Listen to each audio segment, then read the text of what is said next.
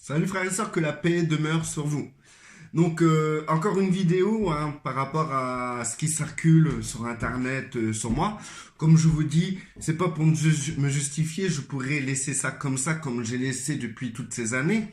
Mais c'est simplement pour montrer que ce genre de comportement que les gens ont envers moi, c'est beaucoup du vice. C'est vicieux, c'est malsain. Et aussi pour les personnes qui m'écoutent, pour pas que pour qu'ils aient un moyen de se justifier, de m'écouter, parce que souvent j'ai entendu des personnes en fait, il y a des personnes qui viennent à moi et qui me disent, ouais, t'as vu, Olivier, il y a des gens, ils sont venus vers moi, ils m'ont reproché de t'écouter, ils m'ont jugé, ils m'ont bloqué, ils m'ont menacé, parce que ces personnes-là vont ils vont vers les autres frères et sœurs en disant, ouais, si t'écoutes encore cette personne-là, on te bloque. Tu n'as pas intérêt d'écouter cette personne-là. Et aussi, parce que ces personnes, justement en question, qui ont une dent contre moi, bah, en fait, si vous voulez, ces gens-là s'organisent aussi pour mettre des j'aime pas sur mes vidéos. Du coup, ils sont carrément organisés pour faire le mal, pour embêter les gens. Et quitte à mentir, quitte à trafiquer un truc pour convaincre. Donc, du coup, j'ai laissé ça. Et pour moi, c'était comme de la mauvaise herbe dans ma vie. Parce que, si vous voulez, dans ce que je fais, si vous voulez, les gens comment dire, qui m'écoutaient, une fois qu'ils tombent sur ça, ben, ils sont dans le doute. Et d'un coup, dans le doute, ils vont se poser des questions qu'ils n'avaient pas à se poser. Ça crée en eux quelque chose qui peut les désorienter, les déstabiliser. Mais heureusement qu'il y a des personnes qui réfléchissent et qui comprennent comment ça se passe sur Internet. Et aussi, surtout, parce que il y a des personnes, moi sur Facebook, quand j'avais mon compte, j'avais beaucoup d'abonnés, beaucoup de personnes qui m'écoutaient, qui me suivaient. Donc du coup, il y a des gens de ma famille qui tombent sur ça et qui m'envoient ce genre d'image que je vais vous présenter pour essayer de me dire ouais, qu'est-ce qui se passe, pourquoi on fait ça, pourquoi on dit ça de toi.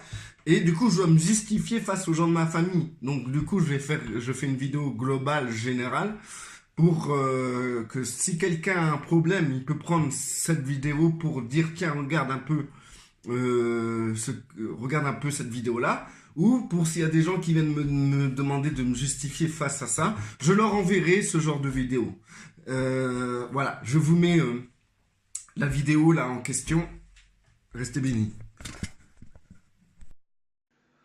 Voilà, frères et sœurs, l'image en question qui circule sur Facebook ou sur des sites. Donc les gens, ils ont que ça à faire, hein. Ils, ils tournent tellement en rond qu'ils finissent par dévorer les gens qui appartiennent à Christ, publiquement, hein, bien sûr, hein, publiquement. Ce André Saloum, j'ai eu l'occasion de parler avec lui quand j'avais mon Facebook sur Messenger. Et j'ai voulu m'expliquer tout ça et le gars, il veut rien savoir, il veut rien comprendre. Il sait rien de moi. D'ailleurs, je lui ai dit, t'as qu'à aller voir les vidéos qui sont concernées, va voir et écoute.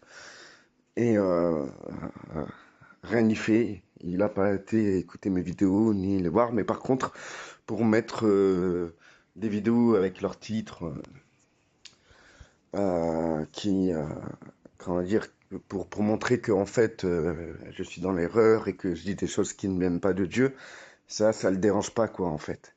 Et imaginons, s'il a écouté mes vidéos, chose que je lui avais de reprocher, il m'a dit, mais si, je les ai écoutées. Bah, dans ces cas-là, c'est encore plus vicieux parce qu'en fait, s'il a écouté les vidéos, il a compris que les titres, c'était pas, comment dire, ce que je pensais. Les titres, c'est simplement ce que les autres pensent. Et certains titres, c'est ce que moi je pense. Mais il faut écouter les vidéos parce que le titre, c'est juste un emballage qui, euh, qui donne, euh, qui donne l'idée d'un sujet. Mais ce n'est pas le sujet en lui-même. C'est comme quelqu'un qui va prendre un livre Il va lire un titre et il va s'arrêter au titre et il dira à tout le monde, j'ai lu le livre, quoi, en fait. Je connais le livre, ça parle de ça. Et il va dire ça, il va dire le titre. Qu'en réalité, quand tu lis un livre, bah, tu dois d'abord lire le titre, peut-être le résumé, pour avoir une petite idée du sujet, et ensuite lire le livre. Et quand tu as lu le livre, tu peux argumenter en disant j'ai lu le livre. Et dans ce livre, il y a un certain personnage qui est arrivé à cette péripétie-là, qui a grandi, qui a évolué dans tel environnement, ce qui l'a poussé à faire ça, c'est pour telle raison, et que à la fin, ce personnage a réussi à bien finir, etc. Là, tu peux développer. Mais là, ce qu'ils font eux, c'est vicieux, c'est malsain. On voit vraiment déjà là la racine du vice à travers leur démarche et à travers ce qu'ils veulent propager aux gens d'une manière mensongère. Donc à partir de là, peut-on leur faire confiance? Par contre, moi, je vais être transparent. Donc, sur cette image, c'est écrit la séduction est grande en cette fin des temps, car les hommes ne marchent plus selon Dieu, mais selon l'émotion, les sens humains et une foule de faux docteurs. Donc, j'ai l'impression qu'il s'accuse lui-même, parce que il dit la séduction est grande. Mais qu'est-ce qu'il a voulu faire par cette image à travers mes titres? N'est-il pas, il voulait pas séduire quelque part les gens qui l'écoutent pour accuser des gens, des personnes. Ensuite, car les hommes ne marchent plus selon Dieu, est-ce que sa manière de faire correspond à Dieu? Est-ce que ça correspond vraiment à Dieu? Sa manière vicieuse d'amener les choses, de faire comprendre les choses aux gens, d'accuser, cette manière-là vient-elle de Dieu? Mais selon l'émotion. Voilà. Alors donc du coup, le gars peut-être il aime pas ma tête. Le gars il aime pas ma coupe de cheveux. Et aussi parce que j'ai interagi dans leurs affaires en demandant des comptes à Kivingal. Et depuis que j'ai fait ça, ces gens-là s'attaquent à moi. Et qu'est-ce qu'ils font en plus de cela? Bah, en fait, à chaque fois que je mettais des vidéos, il y avait au moins le même nombre de j'aime pas sur toutes mes vidéos. Ils viennent, hein, je sais pas, ils ont sûrement des comptes fake, ou sûrement ils demandent à tel nombre de personnes d'aller à chaque fois sur mes vidéos et de mettre j'aime pas. Même si la vidéo, je dis Dieu, c'est le Dieu de la création, du ciel et de la terre, nous devons lui rendre gloire. Même si je vais dire juste ça dans ma vidéo, il y aura 15 j'aime pas. Voilà. Donc, voilà vraiment le vice dans lequel ils sont tous. Alors, le sens humain, donc même un être humain, je connais des gens, hein, même des gens qui sont pas dans le Seigneur, des gens qui croient même pas en un Dieu. Imaginez-vous le niveau. C'est des gens comme ça qui feront jamais des choses pareilles. Mais jamais ils feront des choses pareilles. Pour eux, ça rentrerait pas dans leur dignité d'humain. Ils auront une mauvaise conscience d'agir comme ça. Une foule de faux docteurs. Donc maintenant, la question est de savoir si je suis un vrai docteur ou un faux docteur. Déjà, moi-même, je me dis pas enseignant, mais par contre, je veux exhorter et édifier mes frères et sœurs, chose qui marche. Ça marche parce que mes frères et sœurs qui m'écoutent réellement en ressortent totalement fortifiés et rapprochés du Père et de la personne du Christ. Donc si j'arrive à travers mes vidéos, à ramener les cœurs vers le Père et la personne du Christ, je me demande où est l'erreur. Alors, donc là, on voit 3 images de moi et 4 images d'autres personnes que je ne connais pas à part Morgane Priest. Donc, Seigneur, je te demande de bénir les 4 personnes là qu'il dénonce et que si vraiment ces personnes-là ont quelque chose qui ne correspond pas à ta personne, ben, je te demande de les éclairer pour cela, de les ramener à la raison pour qu'ils puissent être des ouvriers qui font beaucoup de bien à ton peuple. Parce que nous avons besoin d'ouvriers, Père, et tu as demandé de prier pour que nous puissions avoir des ouvriers. Donc je te prie justement pour faire de ces hommes-là des ouvriers pour ton royaume, pour ton champ. Alors, les trois vidéos qui me concernent. Il y a les trois titres suivants. Les chrétiens me fatiguent avec leur Bible. Le péché n'est pas si grave en soi. Élevons le chrétien charnel. Donc je vais expliquer qu'est-ce que je veux dire dans ces vidéos-là. D'ailleurs, ces vidéos sont toujours sur YouTube. Donc vous pouvez aller vérifier que je vous mens pas, que c'est vraiment la réalité, la réelle chose que j'explique dans mes vidéos. Que vous voyez que c'est des vicieux ces gens-là, qu'en réalité ils ont écouté mes vidéos, mais ils ont quand même mis ça juste pour les titres. Mais ils savent très bien que c'est pas le fond de ma pensée est totalement bien, quoi, en fait. Ça amène les cœurs des gens vers le Père et la personne du Christ, quoi qu'il arrive. C'est mon but, le but de mes vidéos. Donc, alors, le chrétien me fatigue avec leur Bible. Donc, alors, qu'est-ce que j'ai voulu dire par ça? C'est qu'en réalité, les chrétiens tournent autour de la Bible. C'est pas mal en soi. Moi, je tourne autour de mon Seigneur Yeshua. Je vais vers la personne du Christ. Je le consulte tous les jours, je lui parle tous les jours.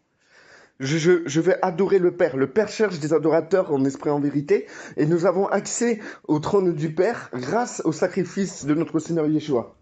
Dans ces cas-là, pour moi, c'est génial. Il n'y a pas de problème. Moi, je m'approche de cette manière-là. Et du coup, par rapport à la Bible, bah, moi, je lis la Bible justement pour me donner la capacité et la force de le faire.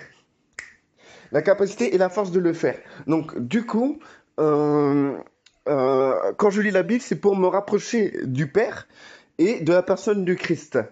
Et ma lecture de la Bible est une chose très personnelle et individuelle. C'est quelque chose qui me concerne moi et qui m'apporte quelque chose qui est une exhortation, une édification, etc.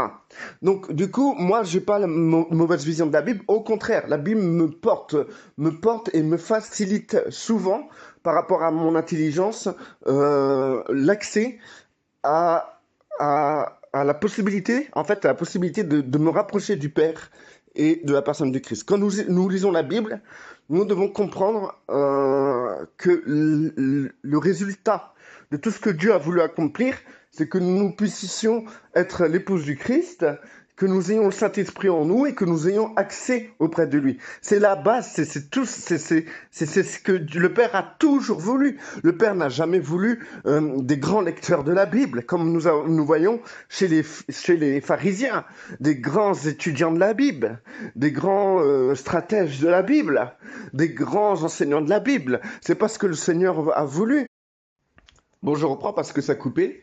Donc, du coup, ce que je veux expliquer aussi, c'est que euh, euh, dans la Bible, bah, notre lecture doit avoir pour objectif de nous rapprocher de la personne du Christ et du Père. Voilà. C'est vraiment la chose fondamentale qui compte et qui est vivante aujourd'hui. La Bible n'est pas faite pour que nous nous remplissions le crâne de connaissances. La Bible n'est pas faite pour que nous puissions l'utiliser contre les frères et les sœurs. La Bible est faite simplement pour que nous puissions comprendre la réalité que Christ nous offre à travers sa personne et que le Père a toujours voulu pour nous. Si tu lis la Bible et que tu comprends autre chose que cette volonté forte du Père de nous rapprocher de lui à travers le Christ, ben c'est que tu lis la Bible pour une autre raison qui est celle que le Père a toujours voulu. C'est la finalité de l'histoire. C'est la concrétisation de tout ce qui s'est passé depuis le début des temps. C'est ce que nous vivons aujourd'hui, cette capacité de nous rapprocher du Père à travers son Fils. Et c'est une expérience que nous devons vivre chaque jour, à chaque instant. C'est ça qui nous transcende. De toute manière, c'est pas marqué que si vous connaissez la Bible, vous avez la vie éternelle. C'est marqué que pour avoir la vie éternelle, il faut connaître le Père et le Fils. C'est ça la vie éternelle. C'est connaître le Père et le Fils.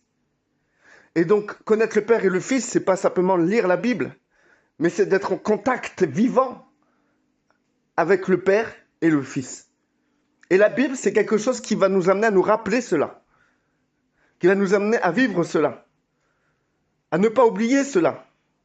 Quand à chaque fois on ouvre la Bible pour la lire, il faut que en tête, cette idée nous revienne, qu'en réalité, c'est que nous devons avoir cette communion vivante avec le Père et le Fils.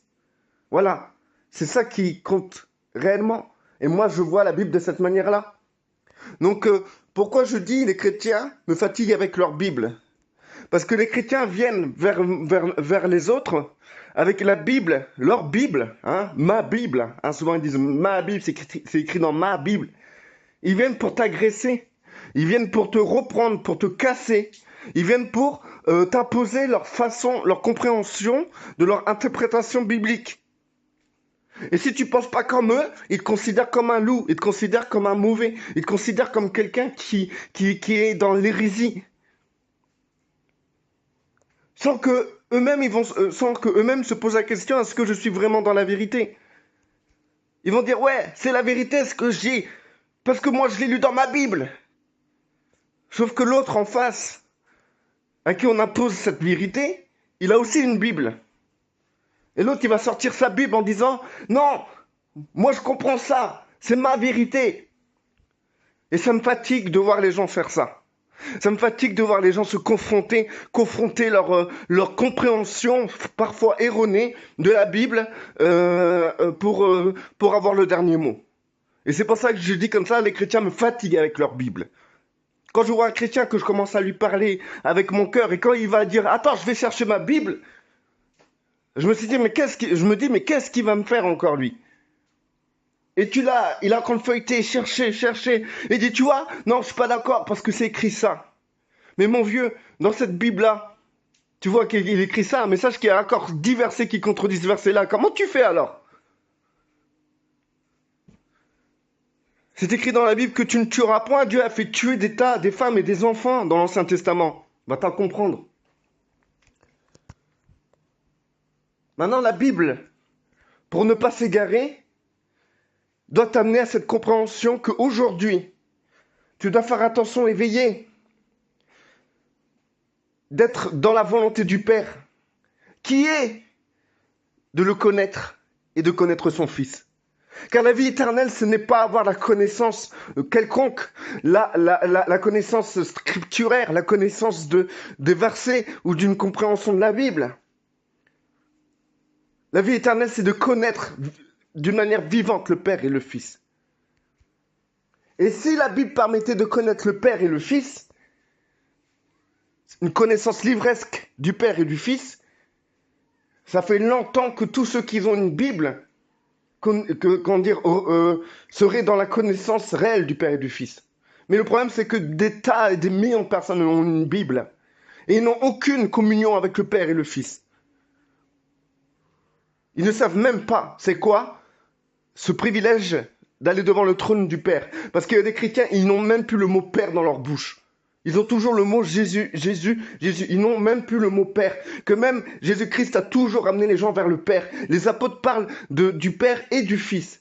À chaque présentation d'un livre dans le Nouveau Testament, les apôtres disaient « Je rends gloire à Dieu le Père et à notre Seigneur Jésus-Christ ». Aujourd'hui, nous ne rendons plus gloire au Père, nous ne rendons gloire qu'à Jésus.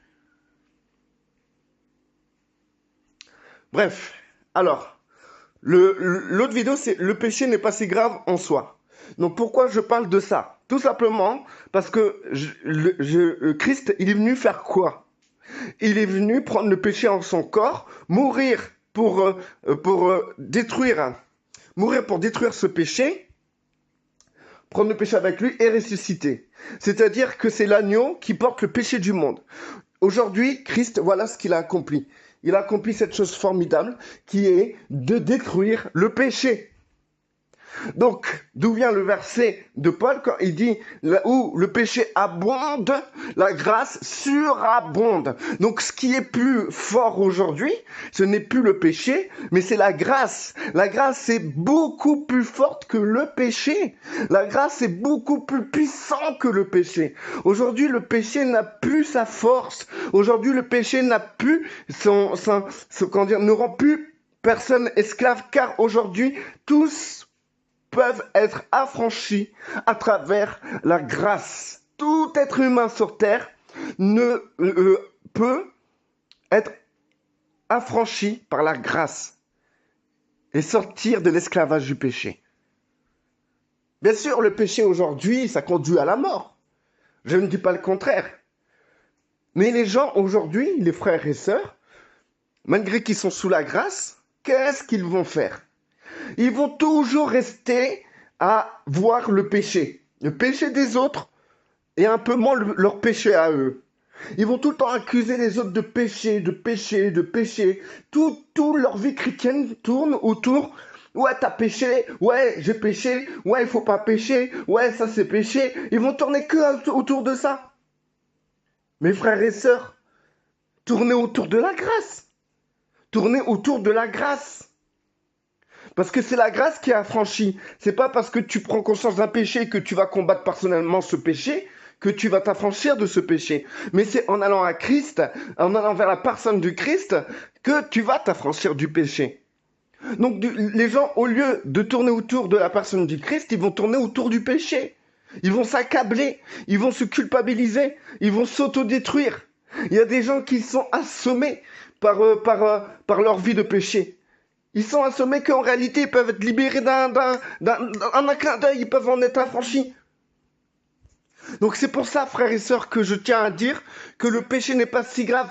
Quand je vois quelqu'un, quand je vois des frères et sœurs pécher, je vais pas devenir fou. Je vais pas dire, oh mon Dieu, qu'est-ce qui se passe là? Ouh là là là, comment on va faire? Comment on va faire? Ce frère, il a commis un péché. Comment on va faire? Ouh là là là, faut que j'aille l'aider, mais je sais pas comment faire. Frères et sœurs, quand je vois un frère ou une sœur pécher ou dans le péché, je ne m'inquiète pas parce que mon but à moi, c'est pas l'aider à arrêter de pécher. Mon but à moi, c'est le rapprocher du Christ pour que le Christ l'absout de cela. Je vais pas m'inquiéter pour ce frère parce que je vais dire à ce frère, écoute mon frère, il faut que tu te rapproches du Christ. Et je vais lui donner cette capacité, cette exhortation, cette force de se rapprocher du Christ. Je vais l'encourager, je vais l'édifier, je vais prier avec lui, pour qu'il puisse avoir la force de venir à Christ, de venir vers la personne du Christ. Et ainsi, frères et sœurs, ainsi le péché n'a plus de pouvoir pour celui qui se rapproche de la personne du Christ. Ce qui est grave, frère, ce n'est pas le péché. Ce qui est grave, c'est que les gens n'arrivent pas à se rapprocher du Christ. C'est ça qui est grave. Pour moi, le plus grave, c'est ça. Quand une personne n'arrive pas à se rapprocher du Christ. Voilà, ça c'est grave. Le péché, à côté de ça, ce n'est pas si grave que ça. Ce qui est grave, c'est ne pas avoir la force, en tant qu'enfant de Dieu, de se rapprocher de Christ. Et pour les païens, ce qui est grave, c'est pas leur vie de péché, tout ça. Ce qui est grave, c'est qu'ils n'acceptent pas la grâce que Dieu veut leur faire de leur vie de péché. Voilà ce qui est vraiment grave pour moi. À côté de ça, le péché, c'est rien. Parce que pour moi, où le péché abonde, la grâce sera abonde. Et le dernier truc, c'est quoi? C'est élevons le chrétien charnel. Alors là, il a passé ça comme une hérésie. Mais cette vidéo, un délice, frères et sœurs. C'est un délice. C'est exactement ce que j'expliquais juste avant. Alors pour moi, c'est quoi le chrétien charnel? Le chrétien charnel, c'est le chrétien qui a du mal à avancer, à suivre le Saint-Esprit, à écouter le Saint-Esprit, à obéir à Dieu. C'est le chrétien qui a encore une partie de sa vie dans le péché. C'est un chrétien qui vit totalement dans l'idée mondaine du monde. C'est un chrétien, c'est un enfant de Dieu. Hein. Un bébé qui a besoin de grandir, tout simplement.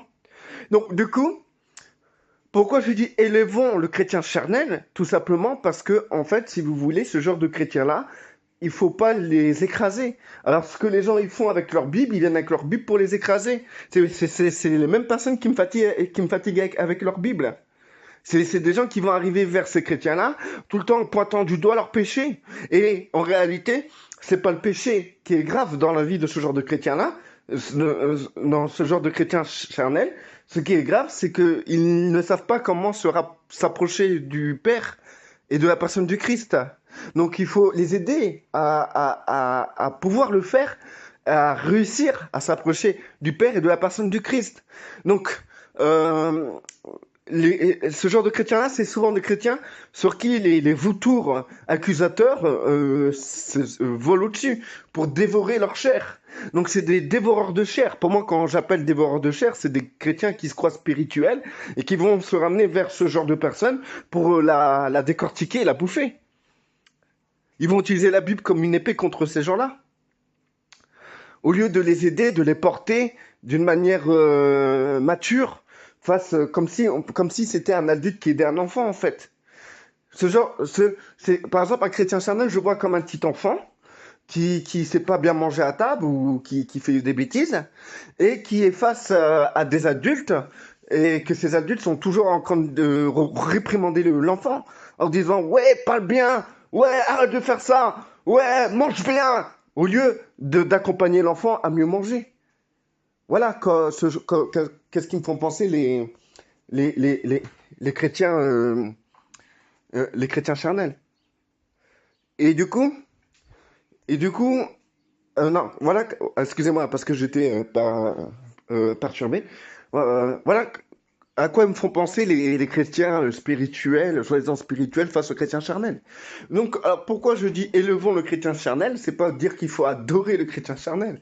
Eux, ils ont voulu faire passer ça pour ça, mais dans ma vidéo, j'explique bien ce que je vous explique actuellement, c'est qu'il faut apprendre à les élever, parce que c'est les chrétiens charnels, c'est des chrétiens qui se rabaissent, c'est des chrétiens qui s'écrasent, c'est des chrétiens qui sont écrasés, c'est des chrétiens qui sont perturbés, c'est des chrétiens qu'on accuse facilement, c'est des chrétiens qu'on dépouille et qu'on mange leur chair d'une manière démoniaque. Et donc, alors moi, élevons les chrétiens charnels, c'est pour dire qu'il faut en prendre soin. Il faut les élever vers le Père. Il faut les élever vers le Christ. C'est comme ça que leur vie va changer. C'est comme ça qu'ils vont cesser de pécher. C'est pas à coup de versets bibliques ou à coup de Bible dans la tête que les personnes ils vont changer. T'as des chrétiens, ils viennent, ils font des hypercutes de versets vers les gens en pensant qu'ils vont réagir. Non, c'est pas comme ça qu'on réagit. Voilà. Donc, je pense avoir été clair et je vais devoir vous laisser. Donc, maintenant, pour ceux qui veulent rester dans leur vision de moi par rapport à ce que eux ils font, bah, dans ces cas-là, bah, restez dans votre vision, c'est plus mon problème. Moi, j'étais clair, j'ai arraché la mauvaise herbe. Maintenant, si vous voulez continuer à être des mauvaises herbes dans ma vie, bah, continuez. Ça me dérange pas. Ça me dérange absolument pas. Mais je me devais faire cette vidéo pour mettre à jour leur magouille. Et il faut savoir, frères et sœurs, ce genre de personnes, quand j'avais mon Facebook, ils allaient voir mes abonnés pour leur dire ouais, vous vous retirez, vous désabonnez-vous de lui, ou sinon on vous bloque, etc. C'est incroyable. C'est des manipulateurs en plus. Et le pire, c'est que ça a marché souvent. Bon, restez bénis, que la paix demeure sur vous.